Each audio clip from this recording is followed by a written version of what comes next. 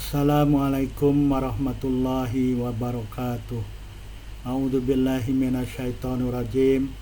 Bismillahirrahmanirrahim. Alhamdulillahi rabbil alamin wa bihi nasta'inu ala umurid dunya waddin. Asyhadu an la ilaha illallah wahdahu la syarikalah wa asyhadu anna Muhammadan abduhu wa rasuluh la nabiyya ba'dah. Allahumma shalli ala Muhammad wa ala ali Muhammad kama shallaita ala ali Ibrahim innaka Hamidum Majid. Allahumma barik ala Muhammad wa ala ali Muhammad kama barakta ala ali Ibrahim innaka Hamidum Majid. Subhanaka la ilma lana illa ma 'allamtana innaka antal alimul hakim. Rabbi shrah li sadri wa yassir li amri wahlul 'uqdatam min lisani yafqahu qawli. Amma ba'du. Dalam kesempatan ini saya mengajak dan mengingatkan diri saya sendiri, tuan-puan, bapak ibu, saudara dan saudari, untuk kita saling mengingatkan atau saling berpesan dengan kebenaran yang bersumber dari Al-Quran dan As-Sunnah.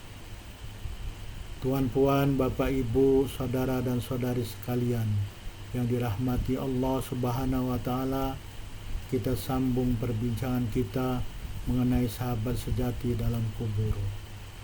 Dalam kesempatan kali ini kita akan membincangkan manfaat perbuatan orang hidup bagi arwah orang yang sudah mati. Ada satu soal yang sering kali diajukan oleh orang-orang Islam, yaitu adakah amalan orang-orang yang masih hidup di dunia ini bermanfaat bagi arwah orang-orang yang telah mati. Soalan tersebut telah dijawab oleh Ibnul Qayyim bahwa sesungguhnya ulama ahlus sunnah dari para ahli fiqihnya dan ulama hadis dan tafsir telah berijma bahwa perbuatan orang yang masih hidup di dunia bermanfaat bagi arwah orang yang telah mati melalui dua jalan. Jadi ada dua jalan perbuatan orang yang masih hidup akan bermanfaat bagi orang-orang yang telah mati. Jalan yang pertama adalah apa-apa yang telah dia lakukan dulu oleh si mayat selama masa hidupnya di dunia. Jawaban kedua adalah doa dan istighfar dari kaum muslimin untuknya, sedekah dan haji yang ganjarannya atau pahalanya akan sampai. Jadi jalan yang pertama, apa-apa yang telah dia buat dulu di dunia, apakah sedekah jariah, apakah dia mengajarkan ilmu yang bermanfaat, atau dia meninggalkan anak-anak yang soleh yang mendoakan baginya, ini akan bermanfaat bagi si mayat apabila dia sudah masuk ke dalam liang kubur atau alam barzakh. Jalan yang kedua adalah doa dan istighfar dari kaum muslimin untuknya, sedekah dan haji yang pahalanya akan sampai. Soalan selanjutnya adalah apakah pahala atau ganjaran sedekah atau pahala atau ganjaran amalan yang akan sampai. Jumhur ulama berpendapat bahwa pahala atau ganjaran amalan akan sampai, sedangkan sebahagian ulama mazhab Hanafi berpendapat bahwa yang sampai adalah pahala atau ganjaran sedekah. Tentang ibadah seperti saum, sholat dan membaca Al-Quran serta dzikir, ulama telah berbeza pendapat. Menurut Ibnul Qayyim, pendapat mazhab Ahmad dan jumhur salaf, pahalanya atau ganjaran sampai, dan ini juga merupakan pendapat sebahagian sahabat Abu Hanifah. Pendapat masyhur dalam mazhab Asy-Syafi'i dan mazhab Malik bahwa yang demikian itu tidak akan sampai. Jadi sekali lagi, pendapat masyhur dalam mazhab Asy-Syafi'i dan mazhab Malik bahwa yang demikian itu tidak akan sampai. Pendapat sebagian dari ahli kalam sesungguhnya tidak sampai kepada mayat sesuatu tidak doa dan juga tidak yang lain. Dalam muqaddimah syarah Muslim, Imam An-Nawawi mengatakan, adapun sholat dan saum, maka pendapat mazhab Asy-Syafi'i dan jumhur ulama tidak sampai pahala atau ganjaran kedua-duanya kepada mayat, kecuali apabila ada saumnya wajib atas mayat, maka walinya atau anaknya melakukan qadha untuknya. Adapun membaca Al-Quran, pendapat masyhur dalam mazhab Asy-Syafi'i bahwa sesungguhnya ia tidak sampai kepada mayat. Tetapi sebagian pendapat mengatakan sampai pahalanya kepada mayat. Jadi ada dua pendapat dalam mazhab Asy-Syafi'i. Pendapat yang pertama, pendapat yang masyhur dalam mazhab Asy-Syafi'i bahwa sungguhnya ia tidak sampai kepada mayat pahala membaca Al-Quran atau ganjaran membaca Al-Quran. Tapi sebagian ulama mazhab Syafi'i mengatakan sampai pahalanya kepada mayat. Dan sebagian ulama menyatakan bahwa sesungguhnya sampai kepada mayat pahala atau ganjaran seluruh ibadah seperti sholat, puasa, membaca Al-Quran dan lain-lain. Dalam Sahih Al-Bukhari pada bab orang mati dan ada baginya kewajiban nazar, Ibnu Umar adalah telah menyuruh seseorang yang ibunya meninggal dunia dan ada kewajiban sholat atas ibunya untuk melakukan sholat qadha bagi ibunya. Dalil mazhab Asy-Syafi'i tentang tidak sampainya pahala atau ganjaran adalah firman Allah Subhanahu wa taala dalam surat An-Najm ayat 39. Walaisa lil insani illa ma sa'a. Maksudnya, dan tidak ada bagi manusia kecuali apa-apa yang telah diamalkan. Dalil hadisnya adalah hadis yang diriwayatkan dari Abu Hurairah radhiyallahu anhu. Sungguhnya Rasulullah SAW bersabda, "Idza matal insan in qata'a anhu amaluhu illa min thalathah, illa min shadaqatin jariyah, aw ilmin yuntafa'u bih, aw waladin sholihin yad'ulah." Hadis riwayat Muslim nomor 1631. Maksudnya, apabila seseorang manusia mati, maka terputus darinya amalannya kecuali dari tiga, yaitu kecuali dari sedekah jariyah atau ilmu yang diambil manfaat dengannya atau anak soleh yang mendoakannya. Jadi dari ketiga-tiga ini pahala atau ganjaran akan mengalir. Dari sedekah jariyah, wakaf, infak di jalan Allah yang telah dia lakukan dalam keadaan hidup di dunia, pahalanya akan mengalir terus sampai yaumul kiamah. Yang kedua adalah ilmu yang diambil manfaat dengannya. Jadi kalau dia mengajarkan ilmu atau dia mengarang suatu kitab, yang kitab itu dibaca dan diamalkan oleh orang-orang yang hidup di dunia walaupun dia telah mati, maka ganjaran atau pahalanya akan sampai terus sampai bila-bila. Yang ketiga, anak soleh, anak-anak yang soleh baik laki-laki maupun perempuan yang senantiasa mendoakannya. Oleh karena itu, jadilah kita anak-anak yang soleh bagi orang tua kita, yang selalu mendoakan mereka, memohon ampun bagi mereka, dan memohon supaya mereka tidak diazab di dalam alam barzakh. Manfaat amalan baik bagi si mayat. Hadis Abu Hurairah ini yang telah disebutkan barusan adalah dalil tentang bermanfaatnya amalan yang telah dilakukannya selama hidupnya, sekalipun si mayat telah masuk ke liang kubur. Sekali lagi, ada 3 perkara yang pahalanya atau ganjarannya terus mengalir sampai yaumul kiamah. Yang pertama tadi adalah sedekah jariyah, wakaf, infak di jalan Allah.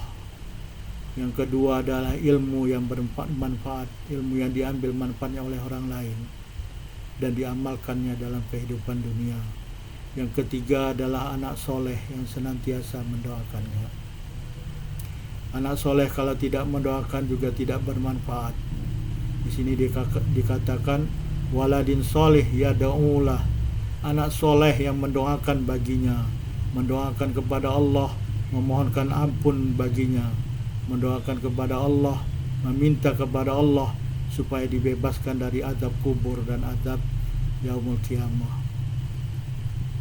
Maksud hadis adalah sesungguhnya amalan mayat terputus dengan kematiannya dan terputus kemas pahala baginya kecuali dalam 3 perkara yang telah disebut, karena dia menjadi sebab bagi 3 perkara tersebut. Anak yang soleh termasuk dari usahanya. Dalam hadis ini terkandung keutamaan berkawin, menikahlah untuk mendapatkan anak-anak yang soleh. Jangan tidak menikah, karena an-nikahu sunnati, kata Rasulullah. Menikah itu adalah sunnah Rasulullah. Jangan seperti orang-orang dari agama yang lain tidak menikah. Menikah adalah sunnah Rasulullah. Dengan menikah ada harapan untuk mendapatkan anak yang soleh. Didiklah anak-anak yang telah kita punya menjadi anak-anak soleh, anak-anak soleh yang akan mendoakan kita dan memohonkan ampunan bagi kita kelak apabila kita telah tiada atau mati. Jangan menjadi anak-anak toleh, lawan dari soleh, anak-anak yang senantiasa durhaka dan maksiat. Na'udzubillahi min dzalik. Didiklah anak-anak kita menjadi anak-anak yang soleh, mulai dari umur 7 tahun dengan merintahkan mereka supaya sholat, walaupun sholat itu tidak wajib bagi mereka, tetapi bagi seorang ayah wajib untuk memerintah anaknya ketika anaknya telah berumur 7 tahun untuk mendirikan sholat. Ketika umur 10 tahun tidak sholat, maka dipukul. Bagaimana seorang anak ingin mendoakan anak ayahnya atau ibunya yang telah tiada kalau anaknya tidak pernah sholat? Ciri anak yang soleh adalah anak yang senantiasa mendirikan sholat dan mendoakan orang tuanya. Adapun ilmu yang bermanfaat termasuk keutamaan ilmu dan anjuran untuk memperbanyak ilmu, tetapi ilmu yang diamalkan, bukan ilmu untuk mencari kemegahan dunia, ilmu untuk menipu orang, itu apalagi ilmu sihir, apalagi itu ada ilmu-ilmu yang haram, serta keinginan untuk mewariskan ilmu tersebut, ilmu-ilmu yang bermanfaat bagi orang lain, bukan kita mengambil manfaat dari orang lain dengan ilmu kita. Ilmu-ilmu yang bermanfaat dengan cara mengajarkan ilmu tersebut sehingga bermanfaat bagi orang lain, atau membuat tulisan atau buku yang senantiasa dibaca oleh orang-orang lain. Seperti ulama-ulama telah mengarang kitab-kitab baik fikih, tauhid, tasawuf yang berasaskan kepada Al-Quran dan As-Sunnah. Mereka mengarang kitab-kitab tersebut sampai sekarang ratusan tahun, ribuan tahun tetap dibaca oleh umat Islam dan diamalkan, diajarkan kembali kepada orang lain, sehingga ilmu itu bermanfaat bagi kehidupan dunia maupun kehidupan akhirat. Ini adalah ilmu-ilmu yang bermanfaat. Kita bisa lihat contoh-contoh kitab-kitab yang dikarang ulama begitu banyak, termasuk ilmu fikih. Ilmu fikih ini banyak, mulai toharoh, sholat, munakahat, dan lain sebagainya. Begitu juga ilmu tasawuf yang mendidik jiwa supaya berakhlak karim, berakhlak karimah, berakhlak mulia dan beradab. Jadi manusia muslim mukmin itu hendaklah berakhlak dan beradab. Begitu juga sodakoh jariah, seperti infak atau wakaf di jalan Allah, infak kepada ma'had, infak kepada ma'had tahfiz Al-Quran, madrasah, masjid dan lain sebagainya di jalan Allah untuk menegakkan kalimah Allah.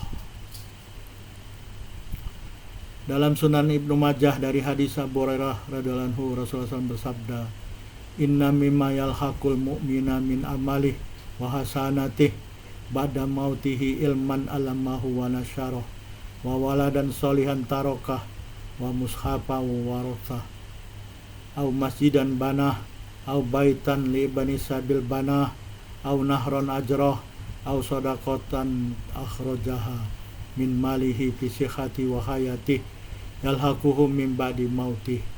Hadis Ibnu Majah nomor 242, hadis hasan. Maksudnya sesungguhnya termasuk perkara yang akan sampai kepada seorang mukmin dari amalannya dan kebaikannya setelah dia mati.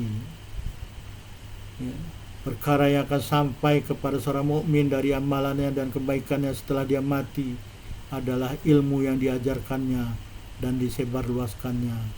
dan anak yang soleh yang ditinggalkannya, dan mushaf yang diwariskannya, kitab-kitab yang dituliskan, atau masjid yang dibangunnya, atau rumah untuk Ibnu Sabil, rumah untuk orang yang menuntut ilmu yang dibinanya, atau sungai atau telaga atau perigi yang dibuatnya dan diinfakkannya untuk umat Islam, atau sedekah yang dikeluarkan dari sebagian atau benarnya semasa dia sihat dan hidup di dunia. Kesemuanya akan disampaikan kepadanya selepas kematiannya di alam barzah. Dalam Sahih Muslim dari Jarir bin Abdullah, Rasulullah bersabda, "Man sanna fil Islam sunnatan hasanah fa umila biha ba'dahu kutibalah mithlu ajri man amila biha wa la yanqus min ujurihim syai' wa man sanna fil Islami sunnatan sayyi'ah fa umila biha ba'dahu kutibalai mithlu wizri man amila biha wala yanqusu min auzarihim syai'." Hadis surat Muslim nomor 1017, nomor 1017, nomor 1017. Maksudnya, sesiapa yang mengadakan suatu perbuatan yang baik dalam Islam, lalu perbuatan tersebut diamalkan oleh orang lain setelah dia, maka dituliskan untuknya ganjaran orang-orang yang mengamalkannya tanpa dikurangi suatu pun dari ganjaran mereka untuk dia.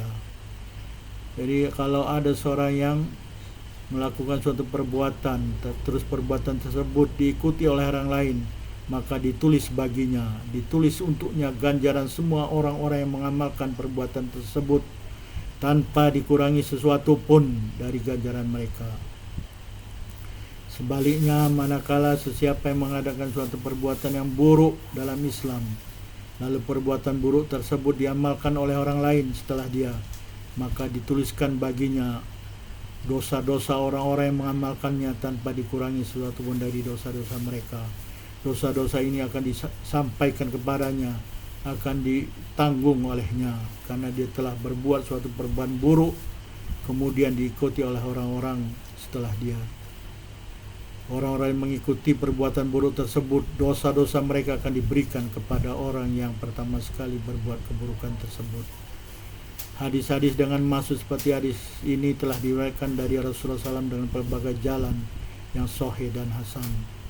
Hadis lain di dalam Musnad Imam Ahmad telah diriwayatkan dari Hudzaifah.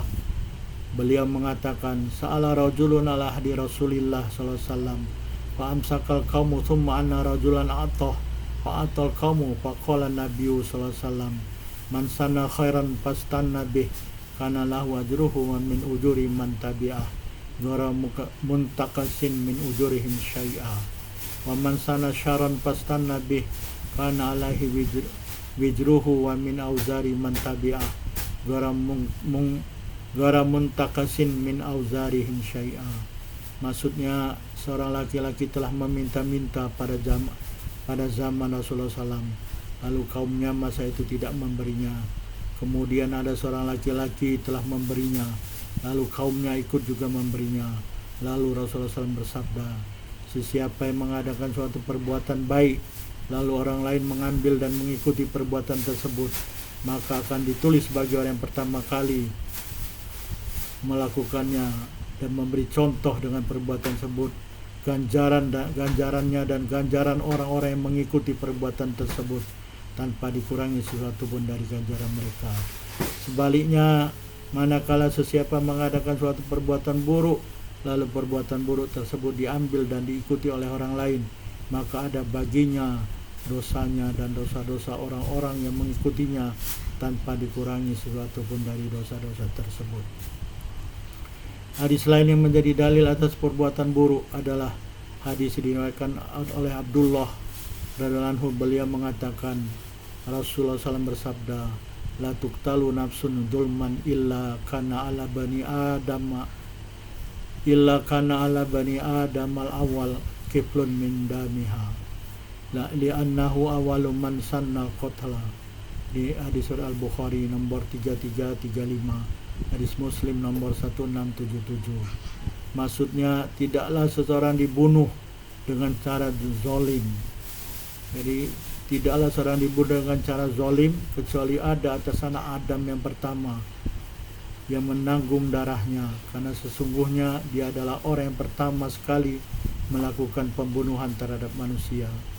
Perkara dalam hadis ini menyatakan bahwa anak Adam Qabil. Jadi kalau kita lihat kisah ini ada di dalam surat Al-Ma'idah, boleh dilihat kisah dua anak Adam yang satu membunuh terhadap yang lain, yaitu kisah anak Adam Qabil dan Habil. Qabil adalah orang yang pertama yang melakukan perbuatan membunuh. Dia membunuh saudaranya Habil sehingga dia membuka jalan untuk orang lain melakukan pembunuhan. Kisah ini bisa dilihat dalam surat Al-Ma'idah ayat 27 sampai 31. Jika ada perbuatan tersebut dalam perbuatan azab dan siksa, maka dalam perbuatan baik lebih utama dan lebih pantas diikuti dan mendapat ganjaran yang baik di sisi Allah Subhanahu wa taala. Oleh karena itu, tuan-puan, bapak, ibu, saudara dan saudara sekalian yang dirahmati Allah Subhanahu wa taala, berhati-hatilah kita apabila sharing di media sosial. Janganlah kita sharing perbuatan buruk, karena apabila orang-orang mengikuti perbuatan buruk tersebut, maka dosa-dosa mereka akan diberikan kepada orang yang pertama kali mencontohkan perbuatan buruk tersebut.